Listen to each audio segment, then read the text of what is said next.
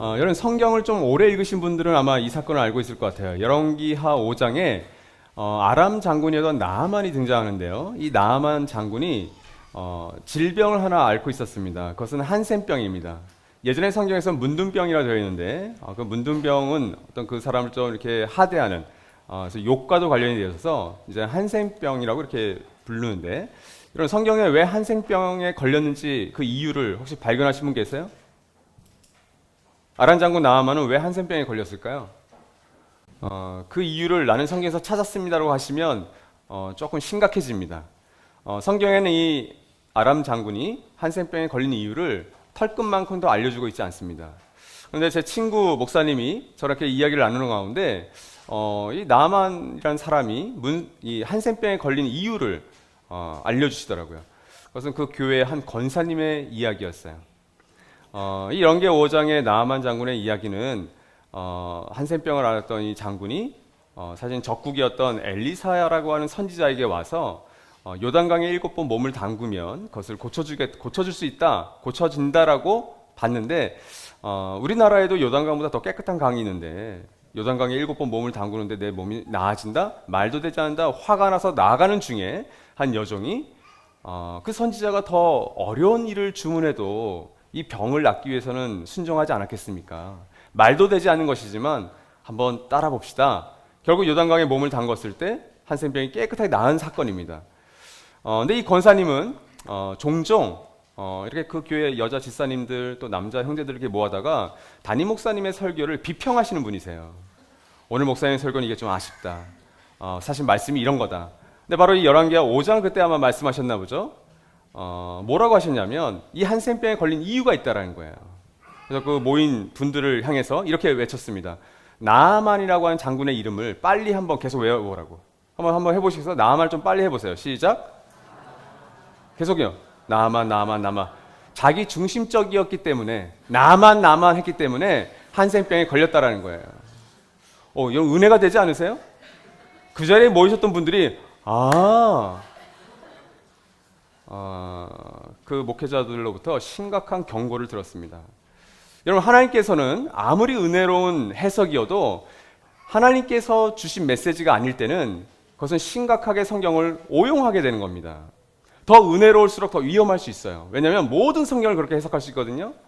그러니까 여러분, 성경이 하나님의 소통의 창구라면 그 소통하기를 원하시는 하나님의 메시지를 바르게 찾아낼 수 있어야 됩니다. 오늘 사실은 이 소통과 관련된 이 메시지 찾기와 관련된 이야기예요. 여러분, 특별히 하나님은 소통하시는 하나님이신데요. 그래서 이 메시지 찾기의 중요성이 여기에 있습니다. 하나님이 어떻게 소통하셨는지를 우리 욥기 33장 우리 14절 19절까지 한번 읽어보겠습니다. 같이 읽죠. 시작. 사실은 하나님이 말씀을 하시고 또 하신다고 하더라도 사람이 그 말씀에 주의를 기울이지 못할 뿐입니다.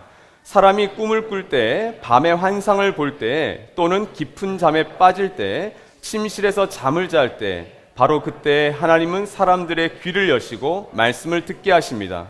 사람들은 거기에서 경고를 받고 두려워합니다. 하나님은 사람들이 죄를 짓지 않도록 하십니다. 교만하지 않도록 하십니다. 하나님은 사람의 생명을 파멸에 빠지지 않도록 지켜주시며 사람의 목숨을 사망에서 건져주십니다. 하나님은 사람에게 질병을 보내셔서 잘못을 고쳐주기도 하시고 사람의 육체를 고통스럽게 해서라도 잘못을 고쳐주기도 하십니다. 욥기 말씀 조금 뒤에 더 나누겠습니다. 여러분, 소통하는 신이라고 할 때 소통하지 않는 신, 이 두 종류로 나눌 수 있는데 크게 우리 개신교는, 천주교는, 우리 기독교는 타력 종교입니다. 그러니까 구원자가 우리 안에 있는 것이 아니라 우리 밖에 있어요. 외부의 도움과 힘을 받아야만, 기독교 용어로 한다면 하나님께서 당신을 계시하셔야 그 하나님을 알아갈 수 있는 종교예요. 그래서 하나님 우리에게 소통하는 신으로 다가오십니다. 근데 자력 종교의 완성은 불교죠. 불교는 소통하지 않으세요. 그래서 본인이 수련하고 돌을 닦아서 부처가 되어야 됩니다. 그 부처가 되기 위해서는 부처도 죽여야 돼요. 그것이 해탈에 이르는 방법입니다. 자력 종교와 타락 종교의 차이인데, 이 타락 종교인 개신교에서는, 그리고 기독교에서는 바로 하나님은 우리와 소통하신다는 게 너무 중요하게 와닿는 거예요. 그 소통하시기 때문에 우리가 그 메시지를 찾아야 되는 건데, 이 욥기 33장 말씀은 우리가 지난주에 욥기는 창세기와 그 연대 비슷하다고 그랬죠. 여러분 이 욥기에서 하나님께서 어떻게 말씀하고 계시나요? 분명히 하나님 말씀하십니다. 14절에서도 사실은 하나님이 말씀하시고 또 하신다고 하더라도, 그리고 16절에서도 사람들의 귀를 여시고 말씀을 듣게 하십니다. 근데 이 욥기에서는 하나님은 질병을 통해서, 때로는 상황을 통해서, 자연재해를 통해서 말씀하신다고 되어 있는 거예요. 때로는 꿈을 통해서, 잠을 통해서. 그러니까 하나님 여러 방식으로 다양하게 사람들에게 말씀하신다는 겁니다. 이런 C.S. 루이스도 고통은 하나님의 메가폰이란 말을 했었어요. 평상시 하나님께서 꿈으로도 잠으로도 어떤 여러 통로로 사람들에게 말하는데 그걸 잘 못 들어요. 분주하고 혹은 아직 귀가 열리지 않아서, 눈이 열리지 않아서, 그럴 때마다 이 고통과 고난을 주셔서 메가폰, 그러니까 큰 소리로 확성기로 마치 나에게 말씀하시는 거죠. 욥기 33장 바로 그 말씀과 굉장히 비슷합니다. 근데 여러분 욥기 말씀을 보면 문자가 기록되기 전에도 하나님께서는 소통해 주세요. 근데 이런 문자가 기록된 다음에는 바로 그 텍스트인 성경 말씀을 통해서 하나님께서는 말씀하고 계시는 겁니다. 하나님의 말씀을 안 하시는 게 아니라 그 메시지를 계속해서 우리에게 알려주시는데 우리는 그 메시지를 캐치 못하는 거죠. 그런데 여러분 잘못 알아듣게 되면 큰 낭패를 겪게 되는 것이 바로 이 하나님의 말씀입니다. 그래서 여러분 하나님께서 성경이라고 하는 메시지, 어떤 문자를 주셔서 문서를 남기셔서 객관적인 진리로서 내가 너에게 말한다, 말씀한다라고 얘기하시는데, 그래서 여러분 구약과 신약은 하나님께서 소통하셨던 좋은 도구겠죠. 바로 구약의 시대와 신약의 시대도 하나님 말씀하셨습니다. 특별히 구약에는 어떻게 말씀하셨는가? 히브리서 1장 1절과 2절 말씀을 같이 한번 읽겠습니다. 시작. 하나님께서는 옛날에는 예언자들을 통하여 여러 번에 걸쳐 여러 가지 방법으로 우리 조상들에게 말씀하셨으나 이 마지막 날에는 아들을 통하여 우리에게 말씀하셨습니다. 1절에 있는 것은 구약에 있는 시대, 그리고 2절은 신약의 시대를 얘기할 수 있습니다. 예언자들을 통하여 여러 번에 걸쳐 여러 가지 방법으로 조상들에게 말씀하셨다. 욥기 33장을 포함해서 하나님께서는 여러 가지 말씀을 하셨는데 다양하게, 그러나 예언자들을 통해서는 뭘로? 말씀으로 말씀하시는 거예요. 예언자들이 기록에 남겼습니다. 결국 구약 39권이라고 하는 이 성경책으로 사람들에게 계속해서 말씀해 오신 거예요. 그것을 지금 이야기하고 있는 겁니다. 이런 하나님은 인간과 분리된 역사 속에서 일하지 않으십니다. 그래서 구약 성경을 자세히 읽으면 사람의 땀 냄새, 사람의 냄새가 너무 많이 나요. 좋은 겁니다. 두 발을 딛고 살아가는 그 지옥 같은 질이 멸렬한 역사 속에서 하나님은 흔적을 남기신 거예요. 사람들과 소통하시는 모습들을 예언자들 통해서, 특별히 말씀을 통해서 메시지를 계속해서 전해주십니다. 그것이 구약 성경의 처음부터 끝이라고 할 수 있겠어요? 결국 이 예언자들은 메신저였습니다. 메신저는 자신들의 어떤 메시지를 만들어내는 사람이 아니에요. 메신저는 일종의 대사입니다. 통로이고 창구에 불과해요. 저자가 아니에요. 하나의 메시지를 받은 예언자들이 자신들의 언어와 삶으로 하나의 메시지를 전달한 자들입니다. 그것이 구약의 시대의 사람들이었죠. 그래서 구약은 그 기원이 창조에까지 올라가잖아요. 그리고 신약은 계시, 종말까지 갑니다. 그래서 몇 번 말씀드렸지만 창조에서 이 계시 사이에는 데이터가 달라요. 십자가의 죽음, 부활, 이 예수님의 사복음, 예수님의 공생의 사건은 데이터가 굉장히 많습니다. 현저히 많습니다. 그래서 우리가 복음서를 펴면 예수님을 통해서 하나님이 이런 분이구나, 하나님이 예수님을 통해서 이렇게 소통하시는 너무 잘 알 수 있어요. 근데 이런 구약의 이 창조로 갈수록 우리는 그 데이터의 양이 적습니다. 여러분 아무리 창세기를 많이 읽어도 우주의 빅뱅 사건을 설명하기 어려우실 거예요.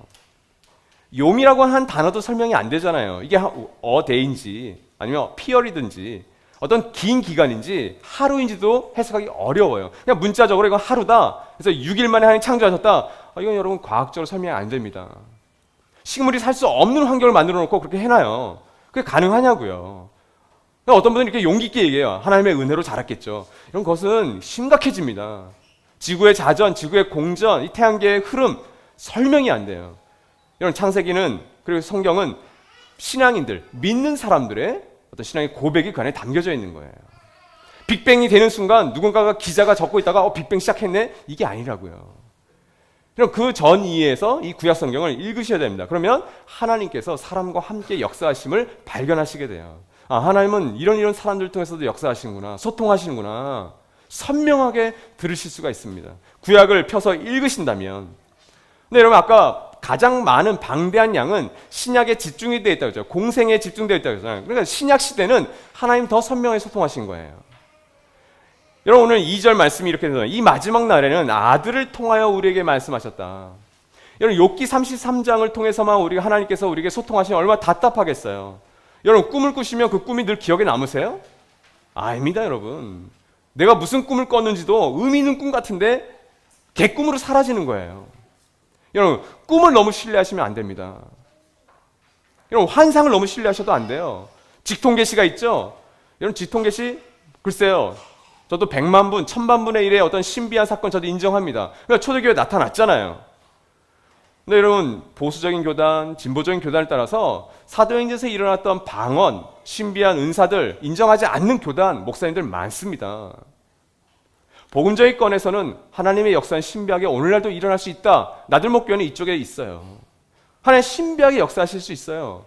근데 이런 직통계시는 문제가 있습니다. 직통계시는 너 이렇게 해, 너 이렇게 가. 누군가가 분별해 주는 거예요. 너 이렇게 해야 되겠다. 위험합니다 여러분. 어떤 요 가운데 계신 분이 저한테 그렇게 얘기하셔도 저 듣지 않을 겁니다. 저한테 얘기하지 마세요. 목사님 동쪽으로 가세요. 전 서쪽으로 갈 겁니다. 이런 건 위험합니다. 그러나 하나님의 성령의 자유하신 역사에 대해서는 우리는 열려 있어야 됩니다. 이게 어려운 거죠. 수없이 똑똑했던 분들, 신앙생활 굉장히 열심히 했던 분들, 흔히 계시받았다, 하나님의 음성을 들었다, 성경이 아닌 걸 가지고 얘기하는 것으로 인해서 여러분 너무나도 많은 가정이 깨어진 것을 너무 많이 봤어요. 그래서 여러분 그렇게 객관적인 진리인 성경을 강조하는 이유가 여기 있는 겁니다. 여러분 신약 시대도 마찬가지였다니까요. 여러분 요한복음 1장 14절 말씀하면 같이 한번 읽을까요? 말씀이신 예수 그리스도에 대한 이야기입니다. 시작. 그 말씀은 육신이 되어 우리 가운데 사셨다. 우리는 그의 영광을 보았다. 그것은 아버지께서 주신 외아들의 영광이었다. 그는 은혜와 진리가 충만하였다. 여러분 이 마지막 날에는 예수를 통해서 우리에게 말씀하셨다고 되어 있어요. In the last days 성경에는 이 마지막 날이라고 혹은 마지막 날들 복수형을 씁니다. 저와 여러분이 종말의 때를 살아가시는 거 아세요? 이미 임한 하나님 나라를 받아들인 하나님 나라의 백성은 교회는 종말의 때를 살아가고 있는 거예요. 이 마지막 날들 우리가 살아가고 있는데 이 마지막 날들의 그 시작점에 불과한 예수 그리스도의 십자가 사건을 통해서 하나님은 선명하게 소통하셨다는 거예요. 여러분 하나님의 말씀을 정말 알고 싶으세요? 예수님의 행동과 예수님의 말씀을 읽으세요. 성경으로 돌아가세요. 그럼 하나님이 어떻게 우리에게 소통하시는지를 너무나도 잘 알 수 있습니다. 근데 왜 여러분 성경은 옆에다 두고 성경 읽지 않고 우리 마음대로 누가 알려준 그런 신비함 그런 것으로 여러분의 삶을 채우려고 하십니까? 예수님도 그렇게 하지 말라고 하십니다. 여러분 예수님의 말씀이신 예수께서 하나님의 영광을 드러내셨다. 이것이 요한복음의 기자의 고백이에요. 그러니까 여러분 말씀이신 예수께서 성육신 하셔서 육체를 입고 우리에게 오지 않으셨다면 우린 여전히 욥기 33장처럼 혹은 우리에겐 구약이라는 성경만 있었을 것 같아요. 여전히 하나님의 그 계시가 우리에게 부족했을걸요. 그러면 기도하는 사람 쫓아가셔야 됩니다. 신령하신 분들 쫓아가셔야 됩니다. 기도원에 더 자주 가십시오. 그러나 지금은 그렇지 않습니다. 지금은 예수 그리스도의 성육신과 십자가와 부활 사건을 통해서 그리고 사도행전 이후로 초대 교회의 역사를 통해서 우리에게 선명하게 소통하셨어요. 그 말씀들만 우리가 듣고 순종해도 여러분 순종할 것들이 너무 많습니다. 여러분 특히 요한복음을 보십시오. 예수님께서는 가녀린 한 여인, 간음했던 한 죄인이었던 여인, 그리고 자신의 어떤 인생의 문제를 갖고 고민을 갖고 있었던 한 니고데모 같은 남자들 그 한 사람 한 사람을 만나셔서 그 말씀이 그 사람을 회부하고 치유하고 치료하는 것들을 너무 선명하게 보여주시잖아요. 어디 예수님께서 신령하게 그 사람들을 휘어잡으면서 여러분 그렇게 하지 않으십니다. 예수님도 살짝만 건드려도 질병 다 치유하세요. 모든 문제를 다 해결할 수 있어요. 근데 그 예수님도 인격적으로 그 한 사람에게 다가가십니다. 그것이 요한복음이고 사복음서의 이야기 아니에요? 그러니까 여러분 예수님의 행정만을 우리가 조심히 들여다봐도 하나님께서 이렇게 사람들을 소통하시는구나. 제가 엉가지 때 말씀드렸죠. 우리 예배당에 이렇게 아이들 이렇게 우는 거 왔다 갔다 하는 거 괜찮다고. 저는 그게 하나도 바더가 안 돼요. 그러니까 더 울리셔도 돼요. 근데 저의 원래 배경은 그렇지 않은 교회에서 저는 사역을 했어요. 죄송하지만 우리 그 담임 목사님 별명이 히틀러였어요. 히틀러. 그래서 저렇게 아이가 빽 울죠. 그러면 아이의 부모가 잘못한 게 아니에요. 그 옆에 있는 그 교구 담당 전도사 혹은 목사가 잘못한 거예요. 그래서 그 예배가 끝나고 회의할 때 반드시 혼났어요. 너 뭐 했냐? 아이 데리고 나가야지. 근데 제가 여러분 언제 하나의 메시지를 제대로 찾았을까요? 예배는 그렇게 경건하고 거룩해야 돼요. 근데 여러분 예수님을 보니까 아이들이 오는 것을 막지 말라고 했대요. 그러면 그건 분명히 예수님의 메시지에 선포됐을 때 아이들도 같이 있었던 거예요. 그리고 2000년 전 아이들은 얌전해서 그냥 입 딱 닫고 조용히 있었을까요? 우리랑 비슷했을 거라고요. 근데 제자들은 오지 마, 막아. 그런데 예수님 뭐라고 그러세요? 아이들이 내게 오는 것을 막지 마. 마찬가지입니다. 순간 우리 아이들이 조용해졌는데 이럴 필요가 없는데, 그래서 그때 말씀을 듣고 가정교회가 아이들로 떠드는 게 당연한 거구나. 그리고 예배는 아이들이 이렇게 떠드는 게 괜찮은 거예요. 그러니까 우리 부모님들, 우리 사랑하는 자녀들 입 틀어막지 마십시오. 너무 죄송한 느낌으로 이렇게 해서 나가지 마세요. 당당하게 그냥 너무 시끄러우면 나가서 주시면 돼요. 여러분 이게 하나님의 메시지를 구약과 신약에서 찾아가는 방법이라고 저는 믿어요. 여러분 우리는 구약과 신약을 통해서 3600년 전 그리고 2000년 전 이 땅을 살아갔던 땀냄새 나는 사람들 가운데 하나님이 어떻게 역사하셨는지를 성경을 통해서 우리는 그 메시지를 찾는 겁니다. 두 발 떠있는 그 메시지를 찾는 게 아니에요. 여러분 이단과 교주의 특징, 어떤 한 담임 목사의 권위가 강력한 교회에서는 메시지가 남습니다. 그리고 메시지 또 잘 전하세요. 매력이 있으세요. 그분들 보면. 근데 여러분 문제가 뭔지 아세요? 두 발을 딛고 있는 땅을 사라지게 만들어요. 헌금도 잘하게 만들어요. 세빈예배도 잘 드리게 만들어요. 근데 여러분 일상을 사라지게 만들어요. 남편과 아내들, 자녀들이 여러분 화목하게 못 지냅니다. 그래서 그 메시지만 붙들고 살게 만드는데 그건 전 잘못이라고 생각해요. 예수님도 그렇게 하지 않으셨어요. 그래서 여러분 이 하나님의 뜻, 하나님의 마음을 알기 위해서는, 하나님 소통해 주신 하나님을 알기 위해서는, 그리고 사랑하기 위해서는 이 소통의 방법과 어떤 그 메시지를 잘 찾아야 되잖아요. 근데 잘못된 유형, 잘못되게 메시지를 찾는 분들이 계세요. 저를 비롯해서 시간이 지나면서 그 잘못된 유형에서 이제 바른 유형으로 이렇게 고쳐지고 있는 과정이에요. 근데 세 가지가 특징적으로 있는데 우리 특별히 사도행전 17장 말씀을 먼저 한번 읽겠습니다. 시작. 베레아의 유대 사람들은 데살로니가의 유대 사람들보다 더 고상한 사람들이어서 아주 기꺼이 말씀을 받아들이고 그것이 사실인지 알아보려고 날마다 성경을 상고하였다. 따라서 그들 가운데서 믿게 된 사람이 많이 생겼다. 또 지체가 높은 그리스 여자들과 남자들 가운데서도 믿게 된 사람이 적지 않았다. 데살로니가의 유대 사람들은 바울이 베레아에서도 하나님의 말씀을 전하는 것을 알고서 거기에도 가서 무리를 선동하여 소동을 벌였다. 여러분 왜 이런 일이 일어났을까요? 베레아의 사람들도 데살로의 사람들도 유대인들입니다. 유대인들이라는 것은 두 부류가 똑같은 성경, 유대인의 39권의 성경을 같이 갖고 있었다는 거예요. 똑같은 성을 가지고 있었고 똑같은 하나님을 믿고 있었습니다. 근데 똑같은 말씀이 선포되었어요. 왜? 말씀을 전하는 주체가 사도 바울이었거든요. 근데 여러분 왜 차이가 났을까요? 이 두 부류가 그 말씀을 받아들이는 메시지를 찾는 방법이 무언가 차이가 있었기 때문에 그렇습니다. 데살로니가 유대인들은 베레아 유대인들보다 그 말씀, 메시지를 찾는 방법이 잘못되어 있었습니다. 세 가지를 소개할 텐데요. 첫 번째는 자기 중심적인 찾기입니다. 자신에게 유리한, 자신의 입맛에 맞는 말씀만 찾는 거예요. 일종의 편식입니다. 쓴 것은 내뱉습니다. 영적인 아이 수준이에요. 영양분을 골고루 받기 위해서는 쓴 것도 먹어야 됩니다. 먹기 싫은 것도 억지로 떠서 줘야 됩니다. 여러분 유대인들에게 걸리는 말씀을 예수님은 많이 하셨어요. 그리고 하나님께서도 유대인들에게 걸리는 말씀을 굉장히 많이 하셨습니다. 그거 아세요? 구약과 신약을 읽어보십시오. 그 사랑하는 자녀였던 택함받은 이스라엘 백성들에게 예수님께서는 걸리는 말씀을 많이 하셨습니다. 그래서 자녀된 이스라엘 백성들은 그것이 싫었어요. 그래서 그 말씀 받기 싫었어요. 그게 구약과 신약의 역사였습니다. 지금도 마찬가지입니다. 여러분 성경에는 복에 대한, 특별히 현세 기복적인 것에 대한 이야기들이 굉장히 많습니다.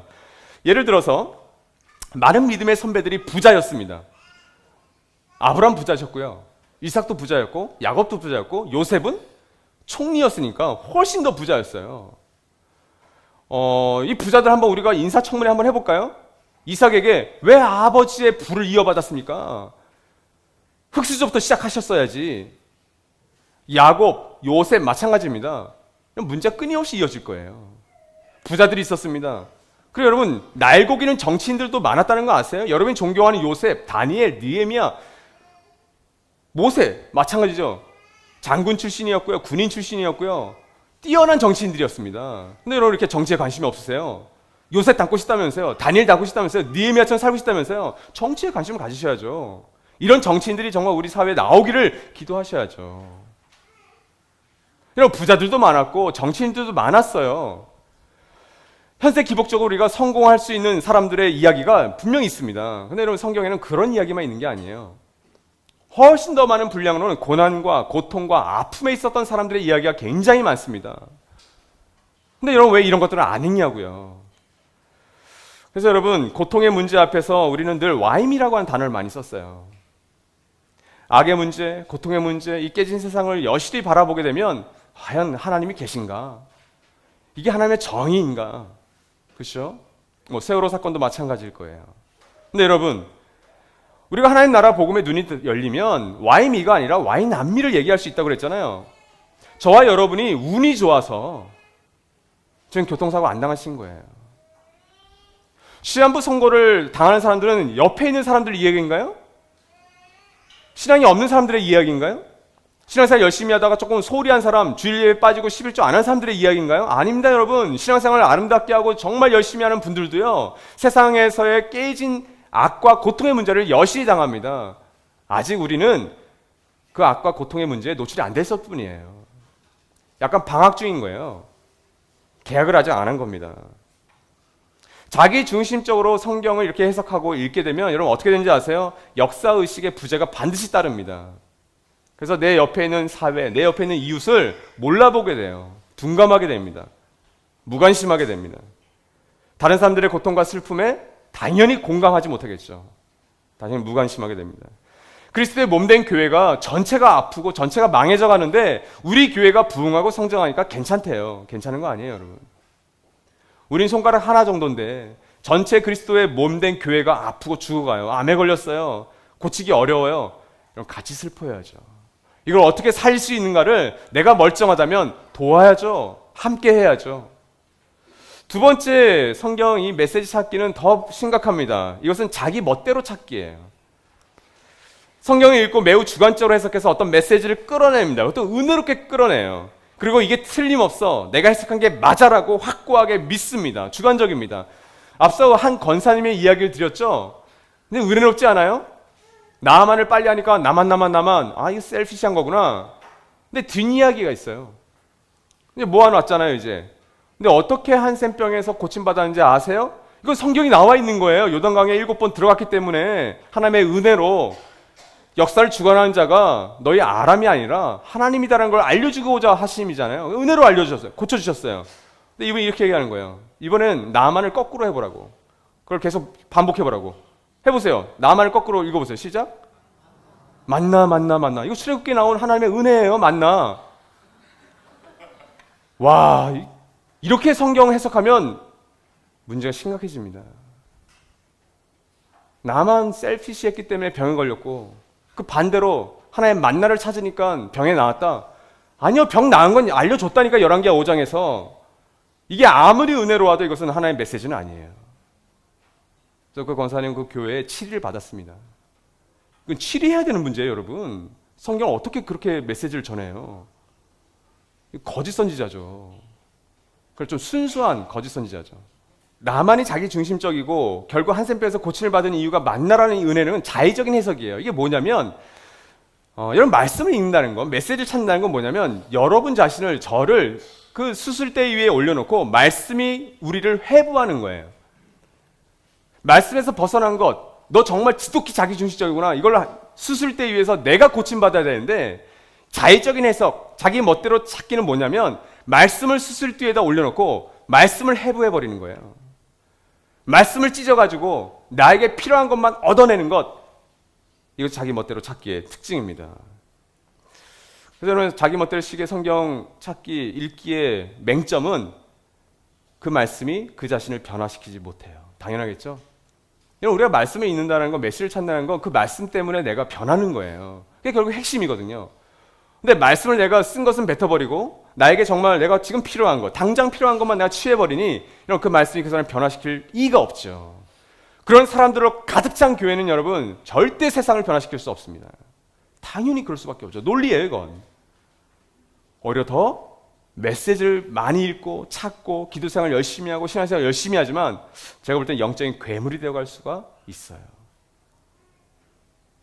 여러분 이런 거죠. 우리가 말씀이 있는 거 하나님을 알고 사랑하려고 하는 건데 내가 하나님을 사랑한다고 하면서 하나님의 그 메시지는 내가 듣기 싫어해요. 근데 하나님을 열심히 사랑한다고 해요. 이게 뭐죠? 영적인 스토킹이죠. 우리가 그럴 수 있어요, 여러분. 내가 하나님을 정말 열심히 사랑한다고 하는데 하나님 말씀하시는 건 내가 순종하지 않아. 하나님 말씀하시는 건 내가 중요하지 않다라고 하면 이건 일종의 영적인 스토킹이 되어버립니다. 결국 여러분, 유대인들은 자신들을 사랑해서 오랫동안 기다렸던 그 메시아, 그 예수 그리스도를, 그 하나님을 십자가에 내어버립니다. 말씀이신 예수를 죽여버리는 겁니다. 왜 그랬을까요? 그 말씀을 듣기 싫었기 때문이에요. 세 번째는 여러분 타인 중심적으로 찾기입니다. 여러분 성경을 읽거나 말씀을 들을 때, 특히 설교 말씀 들을 때 흔히 범하는 실수 가운데 하나입니다. 오늘 말씀은 이 전도사님이 들으셨어야 되는데, 오늘 말씀은 우리 아내가 들었어야 되는데, 이건 우리 시어머니가 들으셨어야 되는데. 근데 여러분 이 말씀의 깨달음은 좋은 거예요. 제가 볼 때는 1차적으로는 좋습니다. 왜 그러냐면 어떤 말씀은 정말 나의 찾느니, 나의 아내, 나의 어떤 상황, 어려운 상황에 빠져있는 나의 지인이 꼭 들어야 되는 말씀일 수 있어요. 그래서 그 사람이 생각나는 거예요. 성령께서 깨닫게 해주시는 거예요. 거기까지는 괜찮습니다. 근데 여러분 성경은, 모든 성경 말씀은 1차적으로 나에게 하신 말씀이라는 걸 잊으시면 안 돼요. 그러니까 정말 내 친구를 위한 말씀이면 너무 좋겠다. 거기까지예요. 그 다음에 그 말씀도 나에게 적용하셔야 돼요. 그걸 놓치고 늘 다른 사람이 생각난다. 그건 이미 사단의 방해를 받고 있는 겁니다. 나에겐 적용하지 않는 거예요. 그것이 타인 중심의 찾기입니다. 그래서 여러분, 만약 타인 중심적인 찾기가 아니라 하나님의 말씀을 잘 들으려면 뭘 해야 될까요? 그래서 중요한 게 경청이에요. 경청을 잘하시는 분들이 성경 읽기를 잘할 확률이 높습니다. 나는 말을 많이 하는데 경청을 못한다? 성경 메시지를 찾기가 어려우실 거예요. 자, 여러분, 특별히 요한복음 21장 20절 22절을 보면 남에게 관심이 많은 사람들의 유형이 등장해요. 저는 이 말씀을 일종의 사이다 발언이 생각하는데, 예수님의 같이 한번 읽어볼까요? 시작. 베드로가 돌아다 보니 예수께서 사랑하시던 제자가 따라오고 있었다. 이 제자는 마지막 만찬 때 예수의 가슴에 기대어서 주님을 넘겨줄 자가 누구입니까? 하고 물었던 사람이다. 베드로가 이 제자를 보고서 예수께 물었다. 주님, 이 사람은 어떻게 되겠습니까? 예수께서 말씀하셨다. 내가 올 때까지 그가 살아있기를 내가 바란다고 한들 그것이 너와 무슨 상관이 있느냐? 너는 나를 따라라. 이 성경을 좀 예수님의 감정선을 읽으신 분들은 이게 진짜 사이다구나. 설명 좀 해드릴게요. 저는 여러분 이 베드로가 예수님께 이전에 한 말씀을 들었어요. 베드로야, 너가 지금은 너 마음대로 너 자유롭게 다니지만 향후에는 누군가 너를 띠를 띄어서 쇠사슬을 채워서 너를 끌고 갈 거야. 베드로의 죽음을 예언하신 겁니다. 근데 베드로가 지금 뭘 물어보고 있는 거야? 사랑하시는 제자, 사랑하는 제자가 예수님의 가슴에 기대어서, 그 당시 고대 근동의 문화입니다. 이게 약간 반 누워서 식사를 하고 대화를 한 문화예요. 그 예수님의 사랑하는 제자였던, 전승적으로는 요한이라고 알려진 그 제자에게 궁금했던 거예요. 예수님, 그럼 저 제자는 어떻게 됩니까? 나는 이렇게 죽는다고 하시는데 그럼 저 제자는요?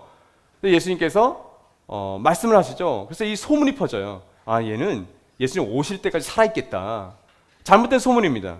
근데 예수님이 뭐라고 하시는 거예요? 마지막에 그것이 너와 무슨 상관이 있느냐? 너는 나를 따라. 이게 사이다죠.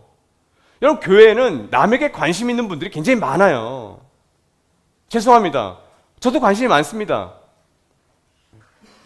베드로야, 너도 나를 따라오는 제자가 될 거고 그 사랑하는 요한도 나를 따라오는 제자가 될 거야. 그게 무슨 상관이냐? 그러니까 너는 나의 제자가 되라. 여러분, 이게 타인 중심적인 찾기에서 벗어나는 비결이라고 저는 믿어요. 여러분, 우리는 다른 사람이 예수를 따르는 것에 관심이 많아요?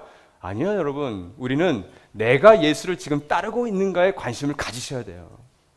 남이 기도 생활하는 거, 남이 성경 일독하는 거, 몇 독하는 거, 남이 청지기용어 어떻게 하는 거.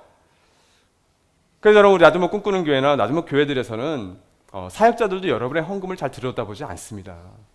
그 일종의 안전장치로 여기는 거예요. 저는 거기에 다 동의하진 않아요. 근데 여러분, 이게 우리의 자부심이라고요. 우리가 먼저 주님을 따라가면 돼요. 그럼 남에게 그렇게 관심이 없습니다. 그래서 여러분, 우리가 이렇게 잘못된 유형이 아니라 바른 메시지를 찾아서 풍성한 삶을 누리려면 어떻게 될까요? 먼저는 여러분, 이 메시지를 찾을 때 이 메시지가 처음에 선포되었던 그들의 컨텍스트에서 메시지를 읽으셔야 됩니다. 우리가 큐티를 하거나 뭐 설교를 말씀을 듣거나 어떤 말씀을 읽을 때 먼저는 그들의 어떤 컨텍스트 상황을 이해하지 않고 나에게 지금 당장 필요한 말씀이 무엇인가를 찾으려고 해요. 설교도 마찬가지입니다. 우리 목회자들이 혹은 말씀을 전하시는 리더들이 어떤 말씀을 먼저 읽어서 풍성하게 어떤 창고에 채워넣는 게 아니라 오늘 새벽 예배, 오늘 수요 예배, 다음 주 주일 예배를 설교하기 위해서 말씀을 찾는 순간 선순환이 아니라 악순환에 빠집니다. 그래서 평소에 성경 읽기를 계속 하셔야 되는 거예요. 연구를 하셔야 되는 거예요. 우리 성도들 마찬가지죠. 평소에 성경 말씀을 읽어놔야, 메시지를 찾아놔야 결정적인 순간에 그 메시지가 여러분을 붙듭니다. 처음엔 여러 말씀을 읽는 것 같아요. 근데 결정적인 위기의 순간, 고난의 순간에는 말씀이 여러분을 읽습니다. 그리고 말씀이 여러분을 붙들어 주시는 거예요. 사도들이 그랬죠. 왜 사도들이 그 헬라파 가부들의 그 이슈, 그 공개하는 그것에 대해서 문제를 제기했을 때 그 사도들이 왜 우리는 기도하고 말씀 전하는 것에 전무하겠다고 했을까요? 그 원뜻은 기도와 말씀에 나를 묶어버리겠다는, 쇠사슬을 묶어버리겠다는 뜻이에요. 대단한 겁니다. 교회가 유명해지고 한 목사가 설교를 잘하고 그 목사가 소위 스타가 되면 여러 곳으로 불림받습니다. 그러면서 여러분 그 말씀에 있는 시간, 연구하는 시간이 없어지는 거예요. 그런 분들 너무 많이 만났습니다. 장사꾼이 되어버리는 거죠. 아니다, 나는 기도와 말씀에 전무하겠다, 나를 묶어버리겠다. 그래 여러분, 저는 힘이 있다고 봐요. 우리 성도들 마찬가지죠. 특정한 어떤 시대와 어떤 특정한 사람들에게 하나님께서 하신 메시지가 성경 말씀입니다. 그래서 역사적인, 문화적인 다양한 배경이 그 안에 녹아져 있는 거예요. 그래서 이런 이 메시지를 이해하기 위해서는 그 사람들을 이해하셔야 됩니다. 그래야 메시지를 더 찾을 수가 있는 거예요. 이 메시지가 선포되었을 때는 어떤 의미였을까? 예수님께서 이 여인에게, 이 남자에게 얘기했을 때는 이 여인과 남자가 어떤 의미로 받아들였을까? 더 중요한 건 예수님은 어떤 의미로 말씀을 하셨을까를 먼저 연구하셔야죠. 그럴 때 그 말씀이 더 생동감 있게 우리에게 다가오게 되는 거죠. 이것을 이해하지 못하게 되면 여러분, 담배 피지 말라는 말씀이 어디에 있습니까? 라고 하는 질문을 우리는 답하기 어려워요. 성경 창세기 요한계시까지 아무리 찾아도 시가, 토바코 이런 단어가 없어요. 담배 담자도 등장하지 않아요. 담배 피십시오. 근데 제가 조건 하나 달았죠. 하나님 좀 빨리 만나실 거라고. 목사님, 저는 하나님 너무 사모해요. 너무 빨리 하나님 나라 가고 싶어요. 그래서 제가 권유해 드릴게요. 담배를 하루에 한 5가지 피세요. 먼저 가서 안부 전해주세요. 근데 담배는 기호식품이에요. 그래서 줄여가시는 건 좋지만 어느 정도 그냥 피셔도 괜찮다고요. 근데 여러분, 왜 성경에서 우리의 원리를 찾아내면 담배를 멀리하는 게 좋을까요? 이유가 그거예요. 내 몸을 아끼고 내 몸을 건강하게 해서 하나님의 도구로, 의의 병기로 쓰라. 이런 그 성경 구절은 너무 많습니다. 그래서 나를 나쁘게 하는 것들, 그것이 마약이라든지 그것이 담배라든지 나를 해하게 하는 것들은 적절하게 해라 라고 얘기하는 것이 성경적인 메시지를 찾는 방법이라고요.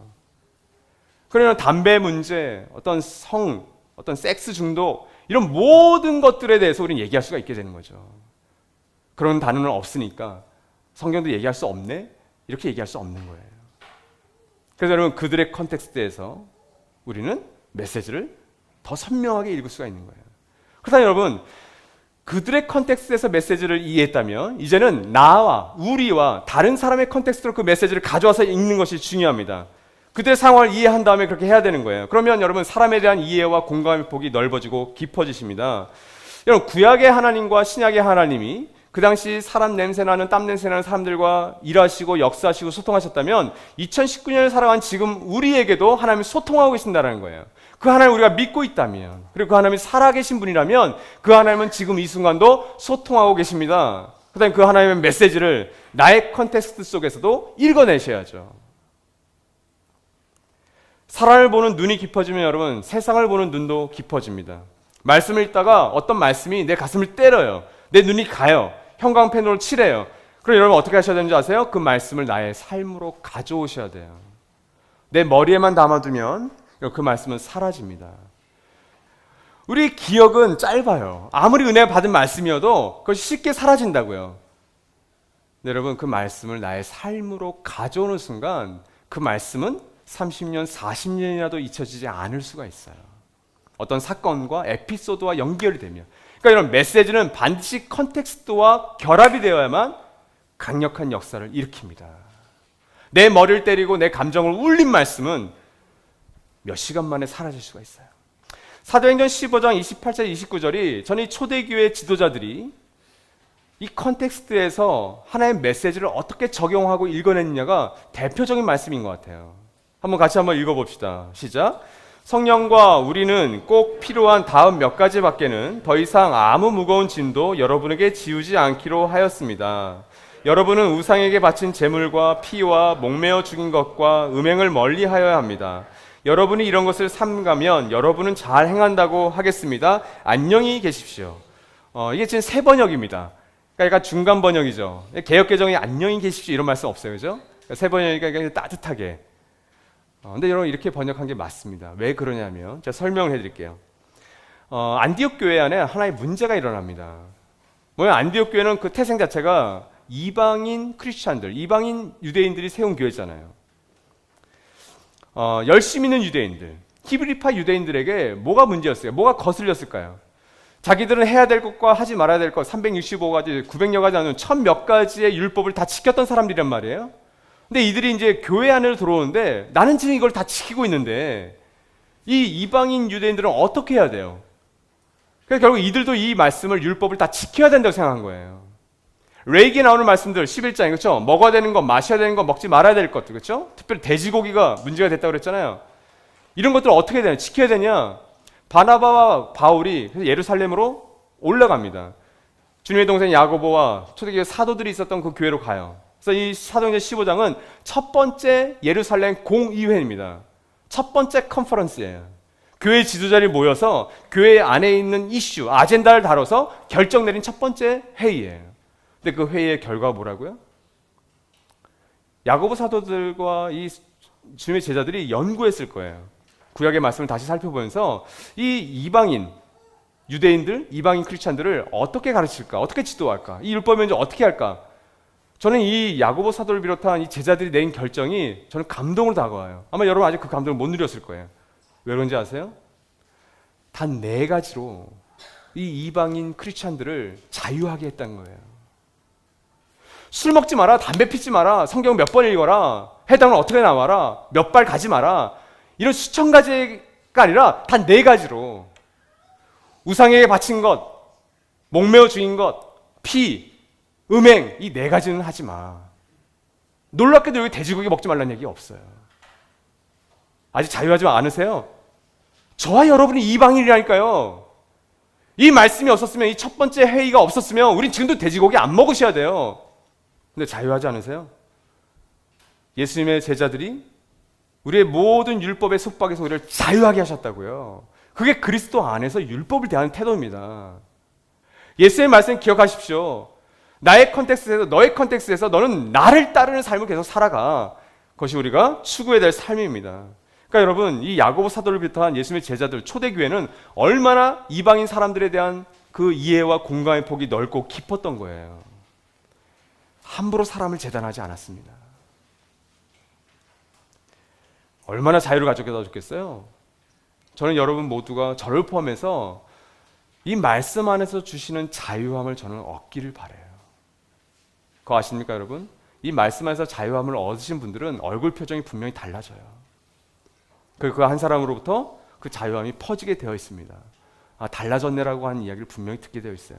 마지막에 여러분, 하나님을 알고 살아가는 것이 결국에 메시지를 찾고 풍성한 삶을 누리는 최고봉이에요. 왜 그러냐면 여러분, 성경을 읽고 연구하고 메시지를 찾는 이유가 뭘까요? 왜 우리가 그렇게 성경을 읽으려고 하는 거죠? 이 9월의 좋은 날씨에 왜 이 설교 시리즈를 이어가면서 이 성경을 계속 읽자고 하는 거예요? 메시지를 찾자고 하는 걸까요? 단순합니다. 하나님을 더 알고 싶고 그리고 하나님을 사랑하고 싶기 때문이에요.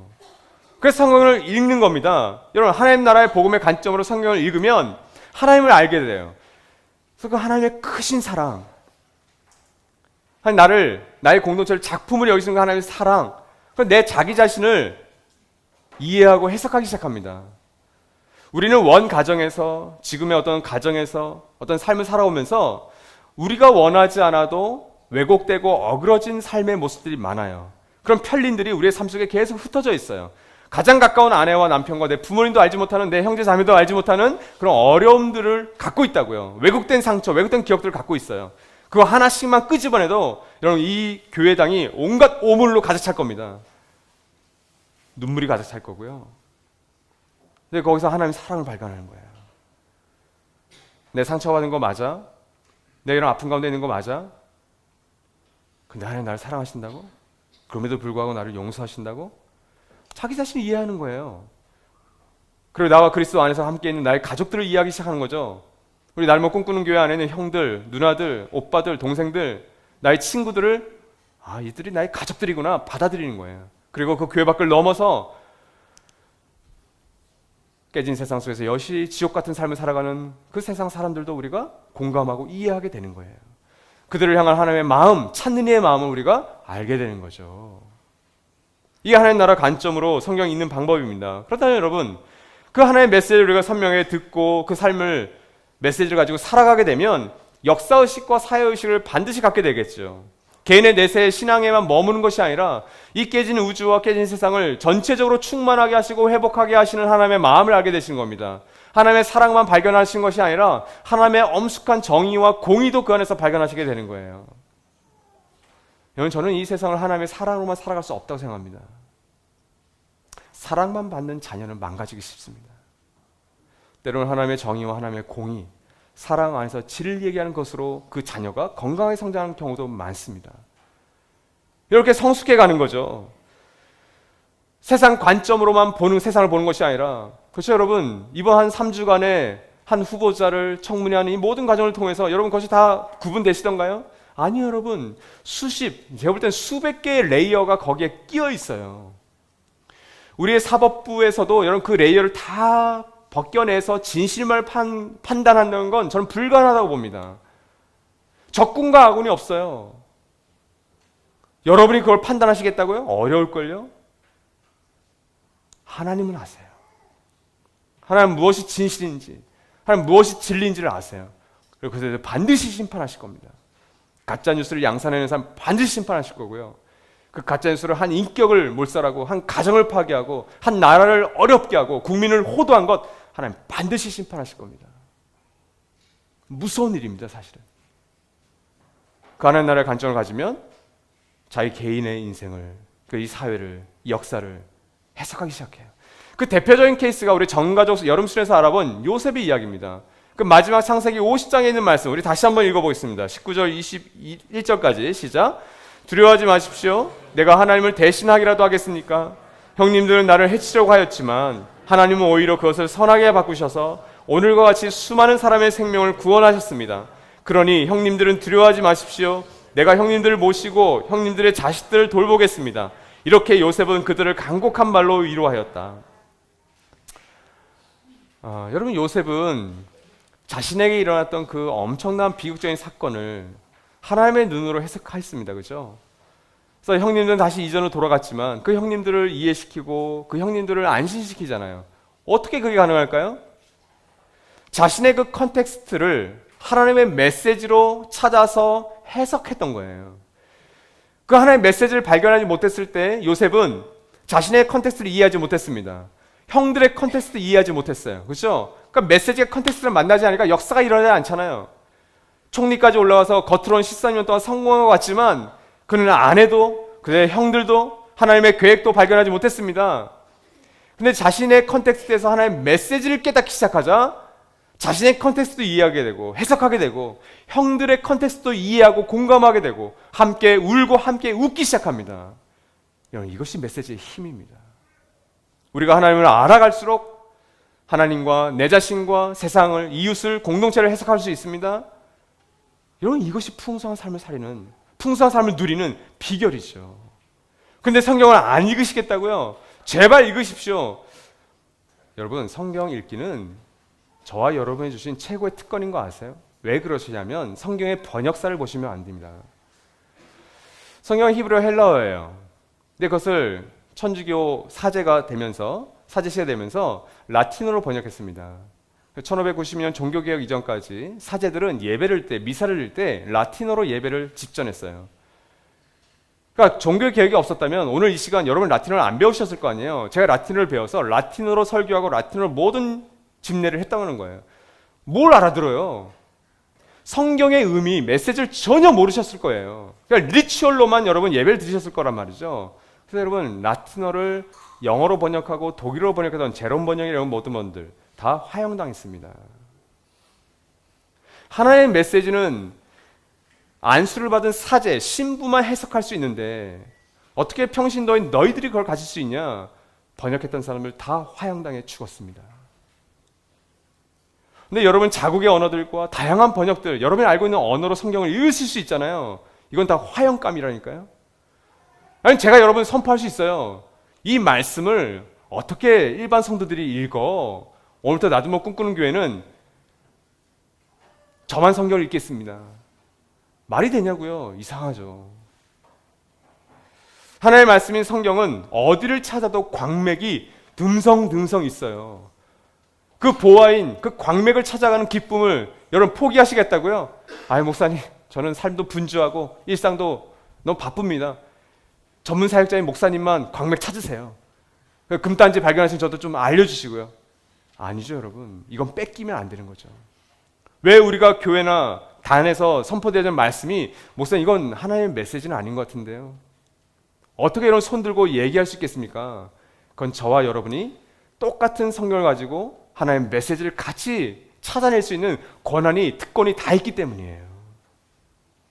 그러니까 여러분 두려운 일입니다.